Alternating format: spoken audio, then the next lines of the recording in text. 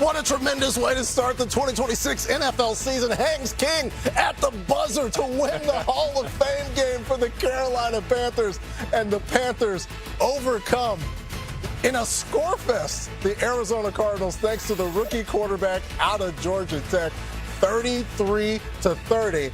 And those of you who watched Game Day Kickoff earlier today on NFL Network found out about Haynes King, courtesy of Michael Robinson.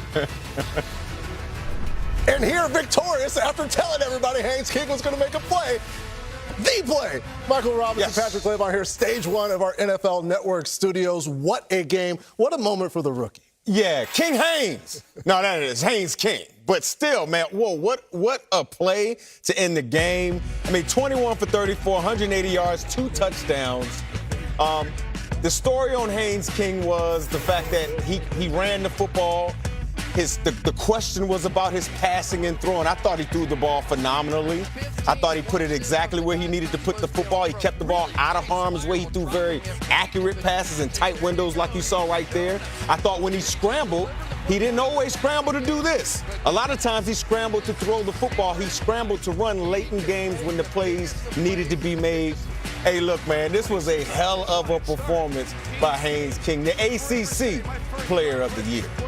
The ACC Player of the Year over the other quarterback that got a chance to start today. Played pretty well in Carson Beck. He was selected 65th overall. Haynes King was undrafted.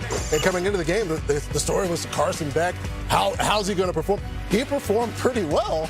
But again, it was just glaring to see Haynes King and the performance he put up, especially getting that final play. A walk-off touchdown in the Hall of Fame game, getting mobbed by his teammates. You knew he was going to run it, though, right? You knew he was going to run that. You knew it. 2 key plays on that drive. We both felt up here having this conversation, Haynes King was going to run it. He comes through with that. But let's go to the other sideline, where as the game is progressing, we're getting ready to come out here. You said to me, Carson Beck may have a chance to get this starting quarterback job. How did you feel about his performance? Yeah, I thought Carson Beck was awesome.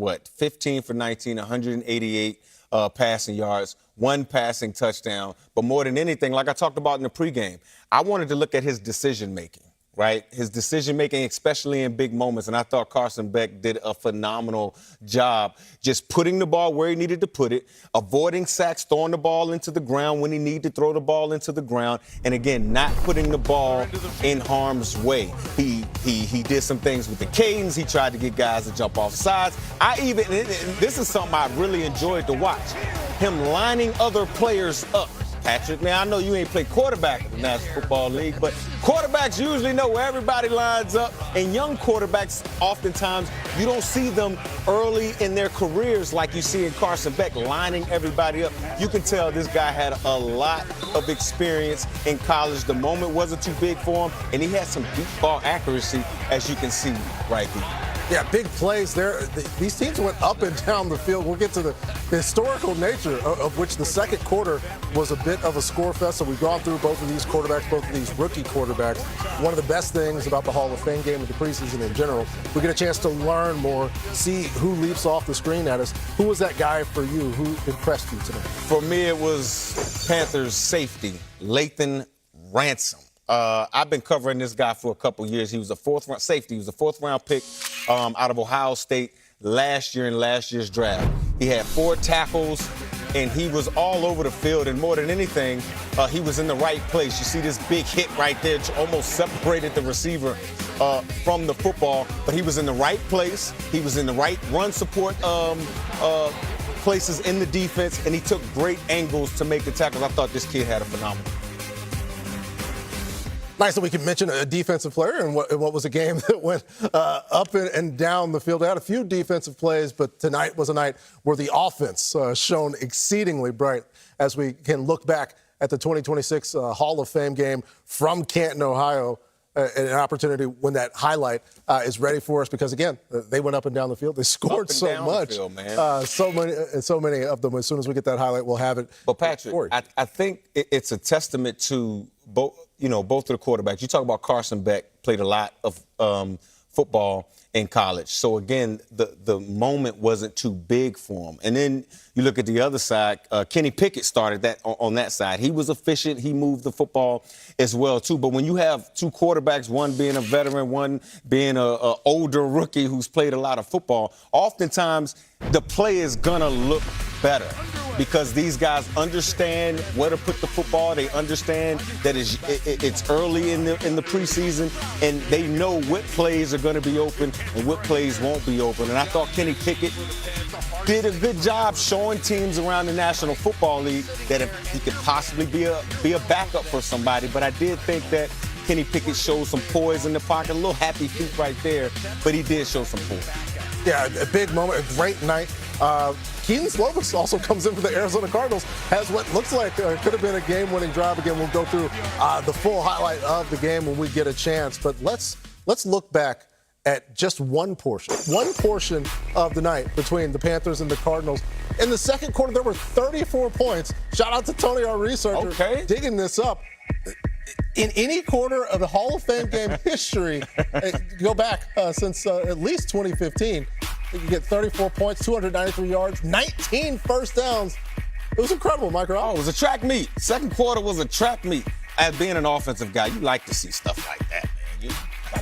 Just the fact that we can see these guys show what these offenses look like. And again, had some great running. Zonovan Knight averaged 5 yards a carry for the Arizona Cardinals. We celebrate the running back position. We have a chance to celebrate some running back contracts, starting with Jahmyr Gibbs, agreed to a 3-year deal worth about $67.5 million.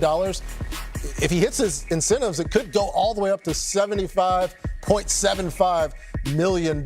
His guarantees do eclipse the guarantees given just barely to Bijan Robinson earlier this week. And Jonathan Taylor gets a 2-year deal worth around $44 million. The difference for him, he's had a couple of these deals. He's been paid a few times. And so icing on the cake, great career thus far for Jonathan Taylor. Great career for all of these guys, and what feels like a market reset for the running back that's been overdue for a long time as we get a look at the full list, which has changed 3 times this week, the highest average per year. Jahmyr Gibbs just edging out Bijan Robinson, 22.5 versus 22.3. Plenty to celebrate, but considering and comparing these deals to some other positions around the league, basing it on, Mike Rob, how important these guys are to their teams, it still feels like there's some catching up. Man, that's all them numbers that you see up there. Those are still bargains. I mean, Devon Achane should have been. I know he re-signed, got his new money, $16 million per, but he should be in the 20s. You know what I'm saying? Like, I just don't understand. I love Zay Flowers. And I'm using Zay because when we were on TV, his contract came up when Bijan's did. But if you take Zay Flowers and Bijan Robinson, and again, this is no slight to nobody, and you're going to start your franchise with one of them, most people are going to pick Bijan.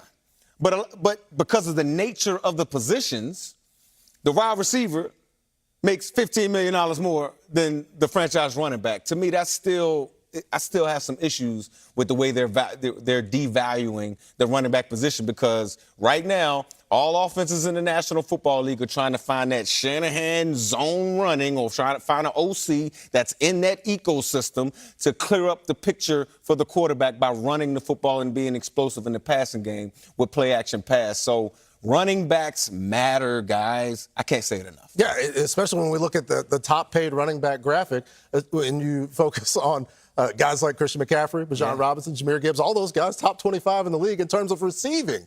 And the thing about it, Christian McCaffrey's been one of the top leaders in money for the last, 4 or 5 years.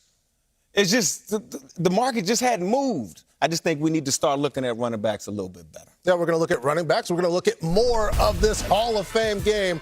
And we're going to get a chance to look at what you can see. Did you like tonight's action? We got plenty of it coming up for you on NFL Network. Preseason Week 1, Packers, Steelers.